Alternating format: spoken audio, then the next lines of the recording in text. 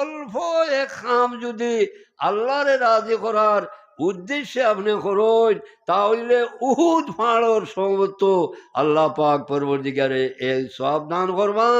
আর উহুদ পাহাড়ের মতো আপনার অত বড় এক পাহাড়ের মতো যদি আপনি সদকা করুন, আর পেটর তলাত বলে মানুষে আমার কইতা আমি তো দান করনেওয়ালা, একবারে আপনার আপনার মাসির ফরর বরাবরও সব সম্ভব হইত না। গতিকে সব আমলও যে কোনো আমি আমল করি না কেন, নেক আমল, সারা নেক আমলর মূল পুঁজি হইল ইন্নামাল আমালু বিন্নিয়াত। নিয়ত শুদ্ধ হইতো, নিয়তর মাঝে আল্লাহর মানে আল্লাহ পাক পরবর্তীকারে সন্তুষ্ট করার উদ্দেশ্য হইতো। ও মাতো আর একটা হদিস ইয়াদ হয়ে গেল, এখানে বাট্টি হইতাম সেইয়া নবী করিম সাল্লাল্লাহু